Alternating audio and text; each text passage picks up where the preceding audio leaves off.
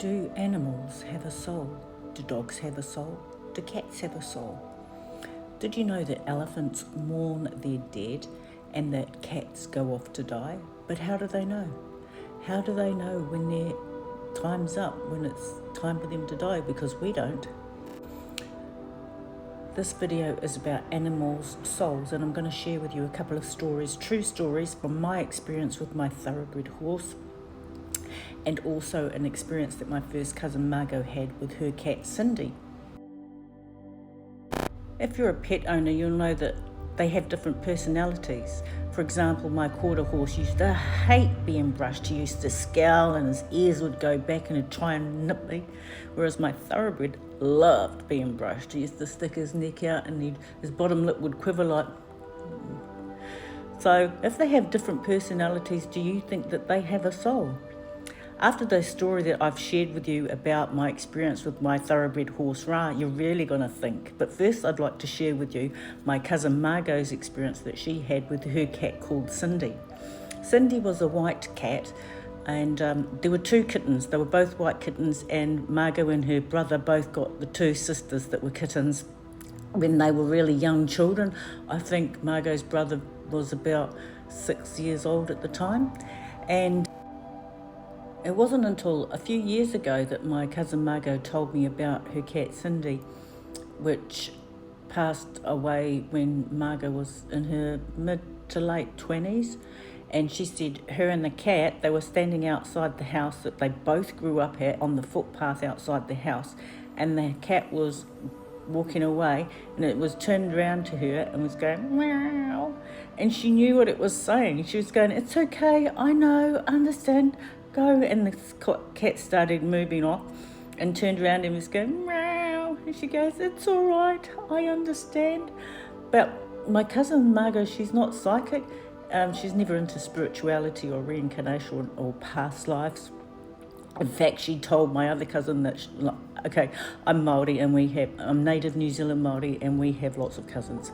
So she told our other cousin that she thought I was smoking hard drugs because I explained to her in detail about my memories of a past life in ancient Egypt. By the way, I don't do drugs. But I suppose my cousin Margot must have been psychic or telepathic to a certain degree, otherwise how would she know what the cat was saying to her? I believe that we are all telepathic to a certain degree, and if you'd like to learn how to increase your intuition, sense energy and work with energy, there's a playlist where I teach you step by step in a sequence of videos. So anyway, I'd like to share with you my experiences that I had with my thoroughbred horse Ra.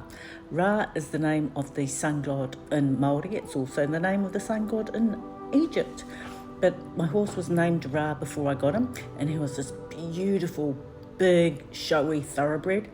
He was just over 17 hands high, which is really big, and he had this white blaze down in front of his face and 4 white stockings, which means he was white from the ground, from his hooves up to his what you'd call kneecaps on all 4 legs, and it was really showy.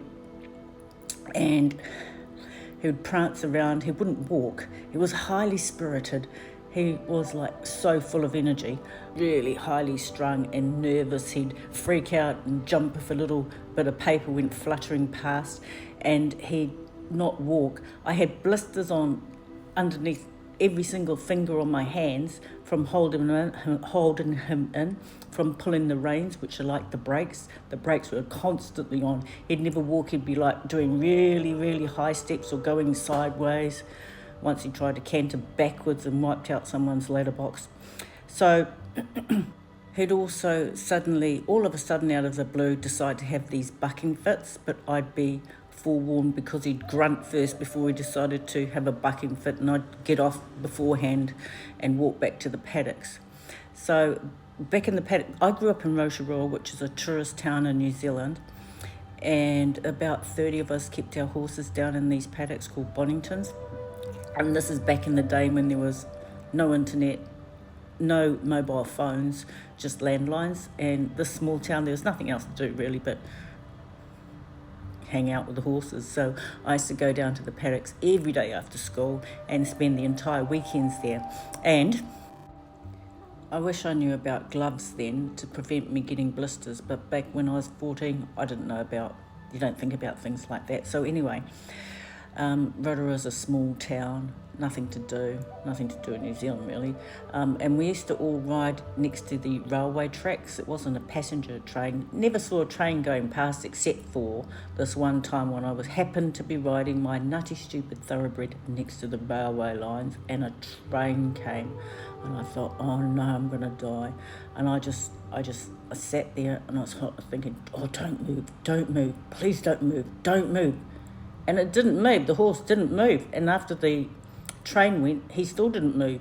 And then he started walking. This was the first time I have ever had him that he walked and actually ever stood still, because he never stood still before. He used to be off when I was only halfway up on his back.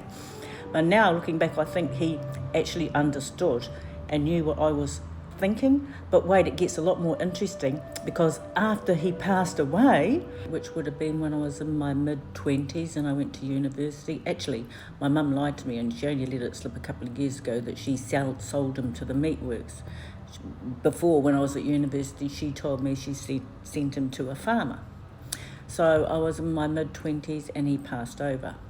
Now, get this, I would meet him in dream time, in my dreams, when I was asleep at dreams, and dreams are not just dreams. Trust me, I've had so many experiences to know that dreams are not just dreams. So I would dream of my horse Ra at least once a week after week, month after month, year after year, for at least 10 years. And then I was dreaming I was in these paddocks and this group of horses, like 3 of them next to my left-hand side, and a dark one came up to me and said, Ra doesn't want to see you anymore.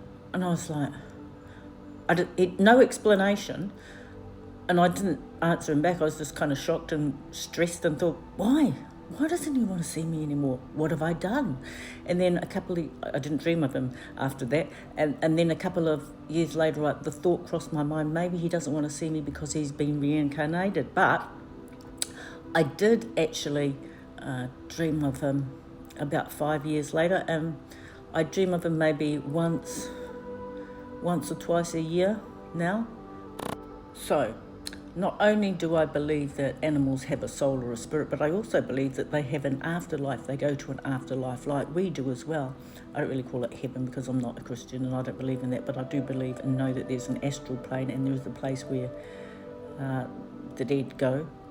But also, according to my cultural belief as a native New Zealand Māori, we believe that all living things have a soul or a spirit in them, and then when the Creator created humans, life was breathed into us. We were given life by the breath of life, and then life was breathed into other animals as well. And when I look into the eyes of a dog or a cat, it's like looking into the eyes of a human. It's like looking at a little human in there, because what I see is the divine spark, the divine spirit, its soul.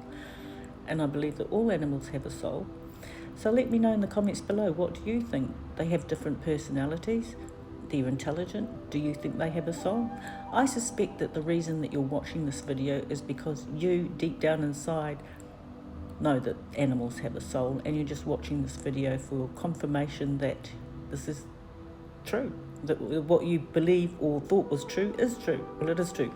Anyway, everyone's telepathic to a certain degree. If you would like to learn how to increase your intuition and sense and work with energy to create what you desire, there's a playlist and a step-by-step sequence of videos where I teach you how to do that. And because everybody's telepathic, just like people are born with better abilities than the other, just like some people are born natural dancers and can dance better than other people, but everybody can learn how to dance.